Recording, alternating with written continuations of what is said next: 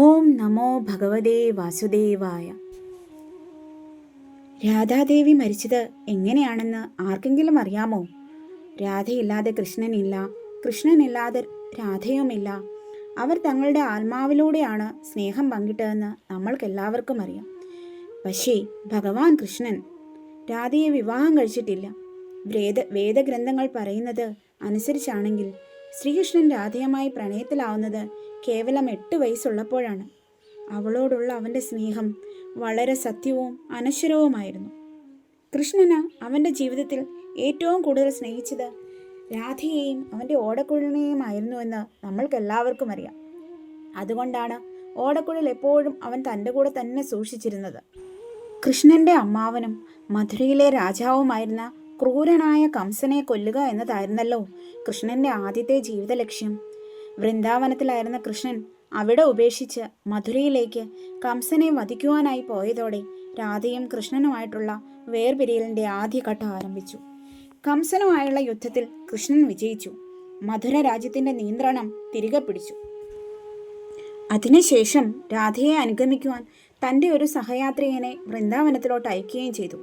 എന്നാൽ രാധ അതിന് സമ്മതിച്ചില്ല. തൻ്റെ കുടുംബത്തോടും സുഹൃത്തുക്കളോടും കൂടെ വൃന്ദാവനത്തിൽ തന്നെ തുടരുവാൻ രാധ തീരുമാനിച്ചു. എന്നാൽ കുറച്ചുകാലം കഴിഞ്ഞപ്പോൾ കൃഷ്ണനെ കാണാതെ ഇരിക്കാൻ വയ്യ, കൃഷ്ണനുമായി ഒന്നിക്കണം എന്ന ഉൾവിളി കൊണ്ട് രാധാദേവി വൃന്ദാവനം വിട്ട് ദ്വാരക സന്ദർശിക്കുവാൻ തീരുമാനിച്ചു. ദ്വാരകയിൽ എത്തിയപ്പോൾ രുക്മിണിയും സത്യഭാമയുമായിട്ടുള്ള കൃഷ്ണൻ്റെ വിവാഹത്തെക്കുറിച്ച് അറിഞ്ഞെങ്കിലും അവൾക്ക് സങ്കടം തോന്നിയില്ല.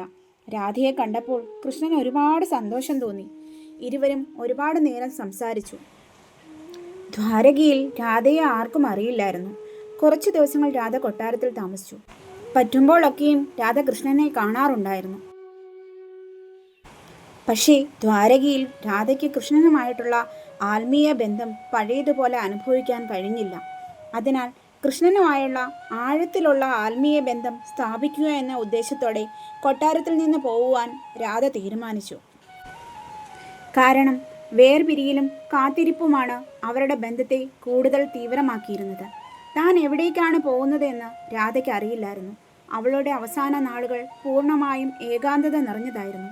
രാധ എവിടേക്കാണ് പോയതെന്ന് ഭഗവാൻ കൃഷ്ണന് അറിയാമായിരുന്നു. അവിടത്തേക്ക് അറിയത്തില്ലാത്തതായി ഒന്നുമില്ലല്ലോ.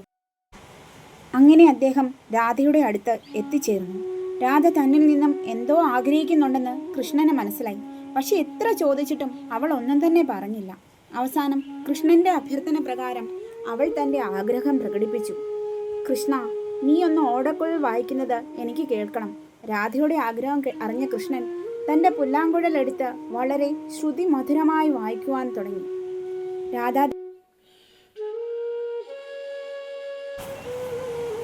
രാധാദേവി ആത്മീയമായി ആ ഓടക്കുഴൽ വായനയിൽ ലയിച്ചു. ആ ഓടക്കുഴൽ വായനയിൽ അലിഞ്ഞുകൊണ്ട് രാധാദേവി തൻ്റെ ശരീരം ഉപേക്ഷിച്ചു. രാധയുടെ മരണം സഹിക്കാനാവാതെ കൃഷ്ണൻ പ്രണയത്തിൻ്റെ പ്രതീകാത്മകമായ ആ ഓടക്കുഴൽ ഒടിച്ചു കളഞ്ഞു. രാധാകൃഷ്ണ പ്രണയം എന്നും അനശ്വരമാണ്. യുഗാന്തരങ്ങളോളം പ്രപഞ്ചം എന്നും വാഴ്ത്തുന്ന അനശ്വര ചരിതം. അനശ്വര പ്രണയവും നിർമ്മല ഭക്തിയും നിഷ്കളങ്ക സൗഹൃദവും എന്താണെന്ന് പ്രപഞ്ചത്തിന് കാട്ടിത്തന്ന ഉദാത്ത മാതൃക കൂടിയായിരുന്നു രാധാകൃഷ്ണ പ്രണയം.